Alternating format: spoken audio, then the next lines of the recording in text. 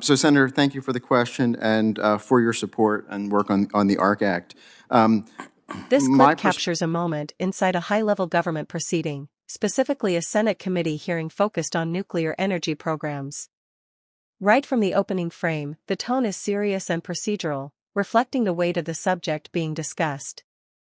We see lawmakers seated in a formal setting, with microphones, nameplates, and a structured environment that emphasizes order and authority. The presence of officials and staff in the background reinforces that this is not just a conversation, it's part of a larger decision-making process that could influence national energy policy. Let's keep watching and see how this plays out. Senator Gallego. Thank you, Chairman Lee and Ranking Member Heinrich, and thank you to our witnesses for being here. As many know, nuclear energy is important to me. Its potential for clean, reliable energy is tremendous. Being from Arizona, we're very proud of Palo Verde nuclear power plant, and it was one of the largest producers for 30 years. And Arizona State was selected by DOE last year as a research partner for the Marvel program.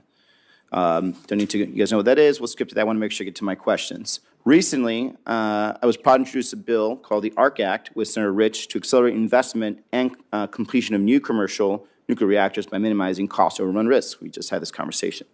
I look forward to working on more bipartisan nuclear efforts that move technology forward without undermining community input and safety.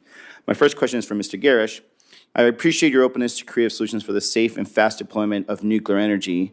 And during your confirmation process, I especially appreciate our conversation in my office around SMRs, which have great potential to meet rising energy demands in places like, especially like Arizona. And I've heard from communities that don't want to wait and are looking for creative solutions like partnering with military bases on advanced nuclear projects.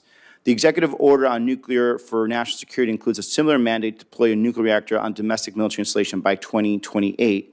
And I share that desire also to move quickly and improve military readiness through nuclear energy. But I have some questions around the implementation of this executive order. Given that the Department of the Army is working with the DOE to replicate your authorization process, how are you supporting the identification of reactor deployment sites?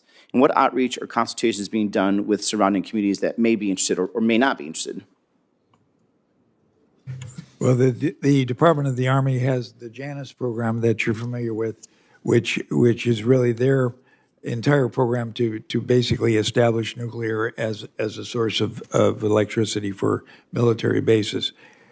We are cooperating with them, and right now, in the case of one of the micros, they are working with us so that we can authorize it, and potentially they would authorize it following our initial activity.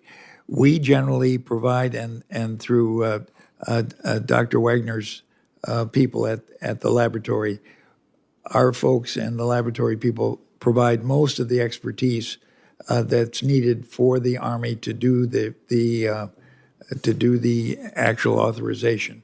So I anticipate that this program will grow as they indicate their needs for additional activity around that. Is 2028 a realistic goal at this point? I'm not. Well, I think it's it's not a judgment call, but just out of curiosity.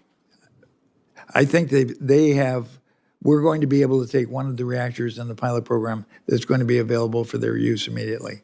So this is going to move fairly quickly. We have to get. It's not just going critical. We have to actually do. We have to produce power too. Yes, so, that's what we've got to go to the next step. But they're basically ready to go fairly soon. Okay, that's good to hear. My next question is for Dr. Laufer. Your company, Kairos Power, has led the industry in deploying advanced nuclear technology, and rapidly deploying advanced nuclear is exactly what the ARC Act really aims to do to be helpful in that regard. How would the ARC Act help foster innovation in the nuclear space and improve DOE as an industry partner? And how else can Congress work with industry to get new technologies out the door fast? So, Senator, thank you for the question and for your support and work on the ARC Act. My perspective is that the life cycle from demonstration to deployment is the key area where federal investment provides the biggest opportunity. I do think that we have to look at the full spectrum of incentives and programs and make sure that they all work together in a consistent way. I think that the ARC Act addresses issues for that early fleet deployments, and that allows us to develop confidence kind of with our order book, with our commercial activities. I would say that those policies have to be complementary with the demonstration phase. And so for us, the ARC Act is addressing issues that are a little bit further down the road. We're focused right now on the execution and with cost certainty for the demonstrations. But I think that building that bridge with consistent policies for companies at each step in that process is crucial, and providing that predictability for the commercial fleet deployment and building that order book is key. So thank you for the support and work on the issue. Well, thank you. And, there is a real bipartisan want, which I think has been missing for quite a while. It was here before, just to be clear. But now I think there's more critical mass of support for nuclear energy, both SMRs, traditional, and anything else that comes down the line. I think it's a perfect opportunity to really move on the legislative side, on the executive side, and try to put as much nuclear power we can on the grid, and look forward to working more on this in the future. Thank you. Mr. Chairman, thank you, Ranking Member. At the center of the discussion is nuclear energy, a topic that has long been both promising and controversial. On one hand, nuclear power is often seen as a reliable and low-carbon energy source, especially in conversations about climate change and reducing dependence on fossil fuels.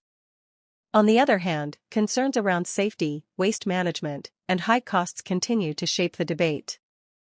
As different speakers take the floor, there's a clear exchange of viewpoints.